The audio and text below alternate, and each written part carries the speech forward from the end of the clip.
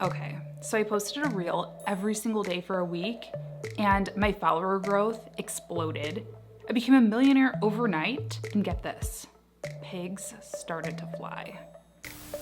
Hey y'all, what's up? Welcome back to my channel. So I did it. I posted a reel every single day for a week, and I'm here to bring you the tea. I'm gonna share what my strategy was for that little experiment, how my reels performed, and what overall impact they had on the business, and whether or not I would recommend doing the same for yourself. I wanted to post things that were a little bit different than what I post here on YouTube. I wanted to take a different spin on things. A couple of the things that I tried were doing more sort of finance type content where I'm actually sharing, numbers, sharing revenue numbers and explaining how I get to those numbers, or sharing what my revenue streams were and kind of doing a deeper dive. I also shared a couple of lifestyle things. So I shared a little get ready with me video. This is an idea I had actually for a very long time. I wanted to do a YouTube video called Get Camera Ready with Me, but I just didn't know how it would perform since that's not what you really come here for.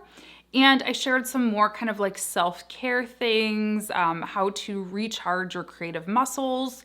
And then the last reel I did was an attempt at humor. I don't think everybody gets my style of humor, or maybe I'm just not funny at all, but I kind of just like made fun of the fact that I was afraid to do reels. I made fun of reels. Like it was just kind of a making fun of everybody kind of reel. So really what I was doing is testing different things. I had a couple of different sort of content pillars there. We had the like finance, business, revenue kind of idea. We had maybe a more lifestyle, so self-care, beauty, stuff like that. And then 3 was kind of just a wild card, more something funny or trendy, something like that.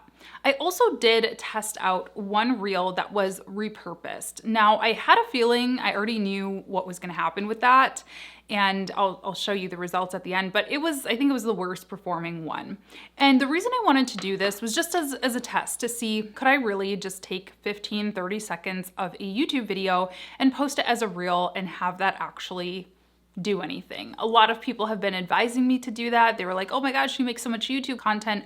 Why don't you post these on Reels as well? And I just had a feeling that that format wouldn't, do too well. So content pillars, check. Now, in addition to that, another part of my strategy was to do things that were just kind of like eye-catching and really got people's attention from the jump. I think, again, that's why that repurposed clip didn't really do so well, because it was just me talking, and there was no real like hook in the actual reel itself. Now, some of the other ones like 5 profitable revenue streams and 4 ways I scaled my courses to 10K months, those are eye-catching. From the grid, as well as when you're scrolling through, those words pop up within the first second or so, and you're automatically intrigued to keep watching. The thing that I've really learned here about Reels is that people have very, very short attention spans. So as much as you can really cater to that and get that information out there in the beginning, the better. So let's hop into the results. So when I started the experiment, I had 16.5K followers on Instagram.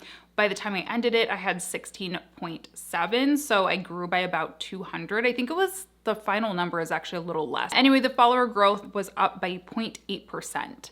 So it's nothing to necessarily write home about, but it's also nothing to ignore. I think it was pretty on trend with my normal follower growth, maybe elevated a little bit.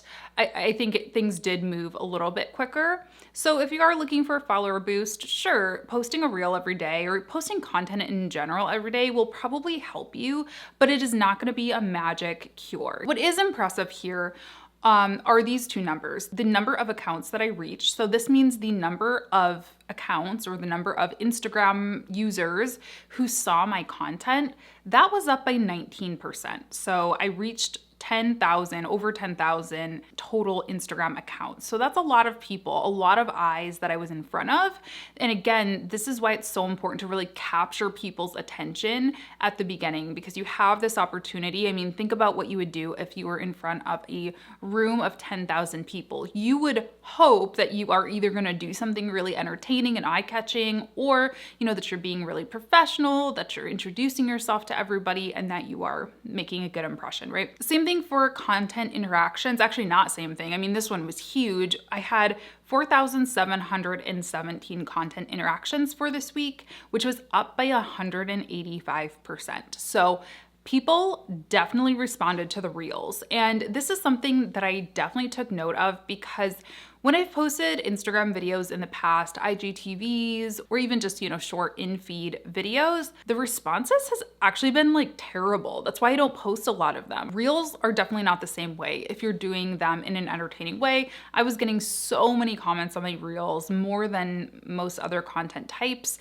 and people were sharing reels. Like, they're definitely a more interactive content type. So we have our account reach dashboard here. I had 8,000 people who followed me, who, I actually reached, and then I reached 2,491 non-followers. So definitely had a big amount of people that did not follow me that I made their way into their feeds, either through that discover tab or through a hashtag or through a share. So again, getting new eyes on your content is always, always, always a good thing. And if we scroll down here, we can even see that the content type that generated the most reach was, of course, reels. Stories a little bit, posts a little bit, but reels really sealed the deal for me there. Next slide here, we have some more details on reach. Impressions, if you don't know what impressions are and the difference between impressions and reach is the total number of users. Impressions is the total number of times. So a user could go back and rewatch a reel 5 times. That would count as 5 impressions, but 1 reach. Had 72,640 impressions that week, up 66%. And those metrics are all good to keep in mind if you are looking for brand awareness. So if you are a new brand, or if you're somebody who maybe doesn't have an existing audience, doesn't have a lot of followers, those are all key metrics to pay attention to. Reach, followers, impressions. That means that your brand is growing. People are seeing your brand, people are becoming more aware of your brand, and those are all good things. But for me, my goal with Instagram, that platform, I mean, of course, it's always going to be discovery. I'm always looking to expand the brand, grow the brand. But at the end of the day, I also want to convert people. I want people to either come over here to my main platform, my pillar platform, YouTube, and watch a video, subscribe, kind of go down the funnel of YouTube, or click on one of my courses, click on the Freelance Friday Club, right? So all of those things take place in the website button, the website, option in my profile. So I had 130 website taps, which were up by 51%. So this is a good thing. And profile visits 2017, which was up by about 40%. Also a good thing. This can also mean that maybe somebody is looking at your reel in a hashtag and they say, who is this girl? I like her. I'm interested in her. I want to check her out and maybe follow her or check out her website or, see what she's all about. It could also be people who see you in their feed, click on you because they want to unfollow you. Email button taps were actually down. So that's kind of interesting that all the other profile activity was up, but hey. Then let's look at followers. So yeah, overall, I only had a follower growth of 135 when you factor in the unfollows. I had 259 follows, 124 unfollows, and 135, overall.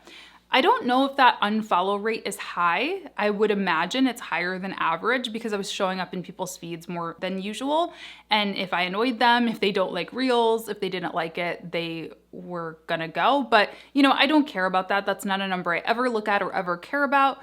If they're gonna go, let them go. I unfollow people sometimes just because I like to keep my follower list pretty lean so I can actually see everyone who I follow. You can't take it personally. They're not your ideal clients.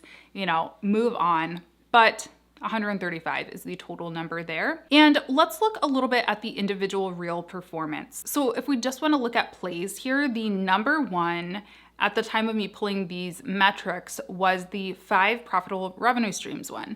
This one had 86 total plays. So that's pretty good. I mean, I was kind of hoping I would have one go kind of viral. I mean, at least 10,000, 20,000, something like that. But it was my highest one out of this set. Something to note here is I did have the title in the thumbnail, and I also just had my face in the thumbnail. I found kind of a little bit into this experiment that the more that I kept my face in the thumbnail and kept that title in there, the more people seemed to respond to it, as opposed to some of the more lifestyle images, like the one right below it you see there with me walking along the river. It's fine, but I should have at least had the title there. And then same thing for the entrepreneur comparison one. Even though I think that one looks way better aesthetically, people didn't respond to it as well because I don't have my, smiling face, my like big real face, the real face. You know what I'm talking about. So people really like that animated, expressive face in the thumbnail. Keep that in mind. Second one was the books. That isn't surprising to me at all because people always love it when I recommend books on my Instagram. And then 4 ways I scaled my courses to 10K months, which again is like, I pretty much copied the format of the first one once I saw the first one's success and kind of used it with the 10K months one. The rest all kind of fell somewhere below there. The least viewed one was the Get Camera Ready With Me one. Sorry, Outcast. Although people did say they love the song, which, I mean, it's iconic, of course. Likes really followed a very, very similar pattern. The only difference is my books one is 4th, and number 2 was the funny one that I did towards the end. I was being humorous, and I do think a lot of people identified with it. Saves is pretty non-surprising. We have number 1, the books one, which makes total sense. People save it, go on to Amazon or, their local bookstore and buy the books. Number 2 was the revenue streams. Number 3 was the course months.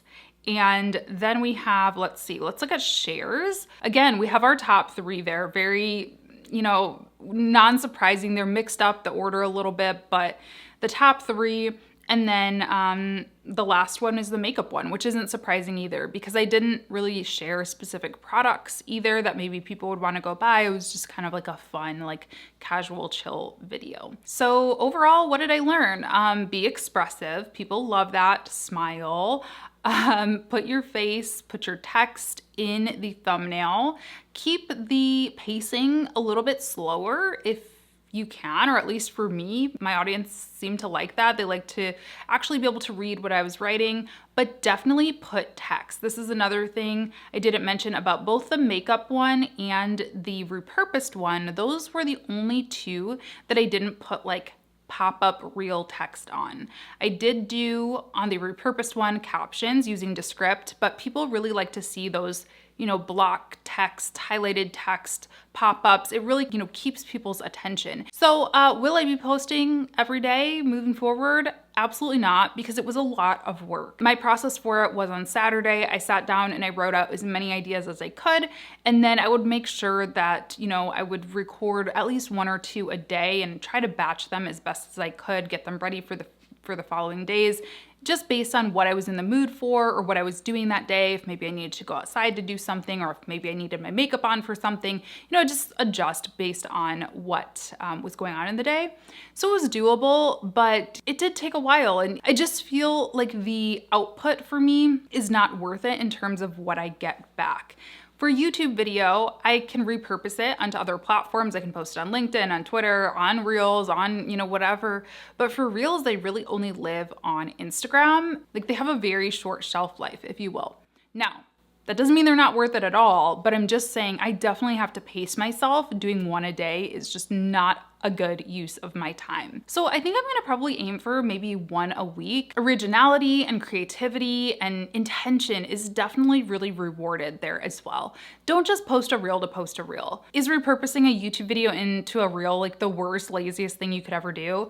No, I mean, it doesn't hurt. I still got, 2,000-3,000 views or something on it, but is it gonna be the game-changing content that your audience so craves?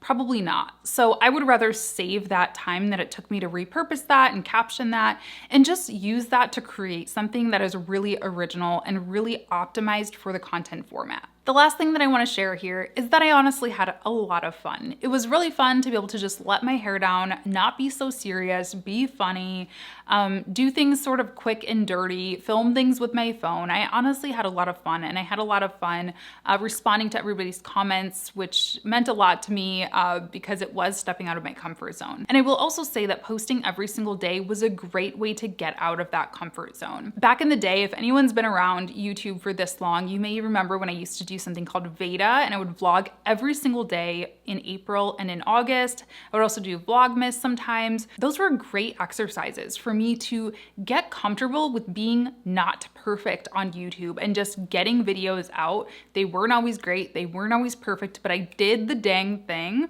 and it helped me become a really quick editor. It helped me, really learn the platform in and out. And this is the same kind of thing with any platform, really. So I'm really enjoying doing these little experiments because they do just help me dive in and, learn them a little bit better. So I'm thinking what's next for this series is TikTok, but let me know in the comments down below if you have any other platforms you'd like me to try out for a week.